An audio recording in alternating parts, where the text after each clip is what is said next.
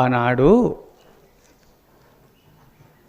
రావణాసురుడు మాటిమాటికి కఠినోక్తులు పలుకుతూ శ్రీరామచంద్రుని ఎన్నిసార్లు దూషించినాడు. సీత, మామూలు రాముడు ఒక్క శిరస్సు ఉంది, నాకు 10 శిరస్సులు ఉన్నాయి, నాకు 20 బాహువులు ఉన్నాయి, రామునికి 2 బాహువులు ఉన్నాయి. ఎన్నెన్నో కఠినోక్తులు పలుకుతూ దూషించినందువల్ల అట్టి కరుణాసముద్రుడైనటువంటి రాముడు తెలియక అజ్ఞానులు కఠినోక్తులు పలికినప్పటికైనా తెలిసిన పుణ్యపురుషులు దాన్ని గ్రహించి సహనం కలుగుతూ వెళుతుంటారు. శ్రీరామచంద్రుడే మనకు నిదర్శనము. అట్టి తన ధర్మపత్ని అయినటువంటి సీతను అపహరించిన తర్వాత రణరంగంలో ఓడిన తర్వాత రావణ కొంచెము అలసట తీర్చుకొని మరురోజు రమ్ము అని చెప్పినాడు. వచ్చిన తర్వాత కూడా రణరంగంలో ఓడినాడు, బాధపడుతున్నాడు. నిన్ను చంపను, తెలియక అజ్ఞానివై తప్పు చేసినావు రావణ, ఇప్పటికైనా సీతను అప్పజెప్పు, సంపూర్ణ శరణాగతి పొందు, తప్పైంది తప్పుకో, నేను క్షమిస్తాన్నాడు. ఎంత క్షమాశీలుడో శ్రీరామచంద్రుడు మీరు చూడండి. అందుకోసమే శ్రీరామచంద్రుడు ఎవరైనా ఆ శ్రీరామచంద్రునికి చిన్న ఉపకారము చేస్తే మాటిమాటిగా స్మరణ చేస్తాడు. ఆ ప్రతిఫలము తీర్చుకోవాలా, అట్టి పుణ్యపురుషులకు పరోపకారము చేయాలని మాటిమాటికి చింతిస్తాడు. ఎవరైనా అపకారము చేసినారంటో దాన్ని లెక్క చెయ్యడు. కదాచిదుపకారేణ ఏకేనైకేన తుష్యతి న స్మరంత్యపకారానాం శతమప్యాత్మవత్తయ.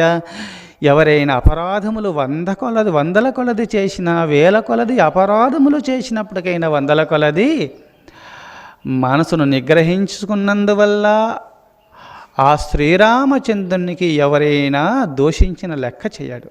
తెలియక చేస్తున్నారు, అజ్ఞానులు అనుకుంటాడు.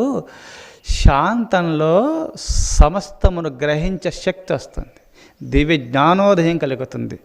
క్షమలో అంత దివ్యశక్తి ఉంది. అందుకోసమే శ్రీరామచంద్రుడు క్షమాశీలుడు కావున ఆ రాముని ఆదర్శంగా తీసుకోవాలి మనము. అందుకోసం శ్రీరామచంద్రుడు సర్వావస్థలయందు ఎవరైనా అపరాధములు చేసినా లెక్క చేయడు. ఎవరైనా ఉపకారము చేస్తే చాలు మాటిమాటికి దాన్ని స్మరణ చేస్తూ ప్రతి ఉపకారము మళ్ళా పరోపకారము చేయాలా. మళ్ళీ ఉపకారము విపరీతము కాదు చేయ వివరింపంగన్ అపకారికి ఉపకారము నెపమెన్నక చేయువాడే నేర్పరు సుమతి అన్నాడు సుమతి గారు. అందుకోసము ఉపకారికి ఉపకారం కాదు, అపకారికి కూడా ఉపకారం చేసినటువంటి వారే నేర్పరి కలిగినటువంటి వాళ్ళు, తెలివితేటలు కలిగినటువంటి వాళ్ళు అన్నారు సుమతీకారుడు. అందుకోసం ఇక్కడ శ్రీరామచంద్రుడు అపకారికి కూడా ఉపకారం చేసినాడు. ఎప్పుడైనా సరే నువ్వు బుద్ధి తెచ్చుకో, ఎప్పటికైనా క్షమాపణ పొందు, ఎప్పటికైనా అధర్మాన్ని వదిలి ధర్మ మార్గంలో పయనించు అని చెప్పి అందరికి ఉపదేశం చేసినటువంటి ఆ భగవంతుడు సుమా మాటికి అపకారం చేసినా లెక్క చేయడు. ఉపకారం చేస్తే మాటికి స్మరణ చేస్తాడు. ఒక చిన్న నదిని దాటించిన గుహునికి ముక్తిని ప్రసాదించినాడు. వెంగిలి పండ్లు భక్త్యావశ్యంలో భక్త పారవశ్యంలో ఆ ఆనంద సాగరంలో మునిగి సృష్టిస్థితిలయకారుడైన రాముడు నా ఆతిథ్యమును స్వీకరిస్తున్నాడని ఆనంద పారవశ్యంలో తాను రుచిగా ఉన్నాయా, తీపిగా ఉన్నాయా, వగరుగా ఉన్నాయా, పులుపుగా ఉన్నాయని కొరకు చూస్తూ వగరు పుల్లగా ఉన్నటువంటి పారవేస్తూ తియ్యటి పండ్లు రుచులు చూస్తూ రామునికి తినబెడితే వెంగిలి పండ్లు తిన్నైనా సరే భక్తి పారవశ్యంలో నాకు వెంగిలి పండ్లు తినబెట్టిందని కూడా అనుకోకుండా భక్తి పారవశ్యంలో నాకు ఆతిథ్యం ఇచ్చిందని చెప్పి శబరికి ముక్తిని ప్రసాదించినటువంటి వారు రాముడు. రామా, నన్ను క్షమించు, నన్ను నీ సంఘంలో చేర్చుకో, నన్ను కరుణించు. రావణాసురుడు నన్ను తన్నినాడు, కొట్టినాడు, నన్ను దూషించినాడు, ఇక్కడి నుంచి వెళ్ళిపో అన్నారు. నీ శరణాగతి పొందుతున్నాను రామా, నన్ను రక్షించు, నీ శరణాగతునిగా నన్ను చేర్చుకో, నీ పాదసేవకునిగా నన్ను చేర్చుకో అని గగనతలంలో వస్తూ రామాని స్మరించినంత మాత్రాన్నే లంకకు రాజుగా చేసినాడు శ్రీరామచంద్రుడు విభీషణుణ్ణి. ఆ రాముని యొక్క కరుణ ఎంత గొప్పదో చూశారా? ఎవరైనా స్మరిస్తే చాలు, స్మరించినంత మాత్రాన కూడా వెంటనే వాళ్ళని కరుణించి కైవల్యాన్ని ప్రసాదిస్తాడు. ఎవరైనా దూషిస్తే తెలియక దూషిస్తున్నారు, తెలియని వాళ్ళని చెప్పి వాళ్ళని క్షమిస్తాడు. శ్రీరామచంద్రుని ఆదర్శంగా తీసుకోండి. ఎవరో తిట్టినారో, కొడుతున్నారు, బాధ పెడుతున్నారని ఎప్పుడు మీరు అనుకోవకండి. అవగాన పద్మారకం గజానమహర్నిశమ్మనే గదంతం పద్మానాం ఏకదంతముపాస్మహే. ఓం బాలకొండ విహారాయ పాపమంగ నివారిణే శివదేవస్వరూపాయ శ్రీ ప్రేమానంద సద్గురుం. ఓం వాగర్తాయువ సంప్రోక్తో వాగర్త ప్రతిపత్తయే జగతః పితరౌ వందే పార్వతీ పరమేశ్వరో. ఓం మనోజవం మారుతతుల్యవేగం జితేంద్రియం బుద్ధిమతాం వరిష్టం వాతాత్మజం వానరయూతముఖ్యం శ్రీరామదూతం శిరసా నమామి.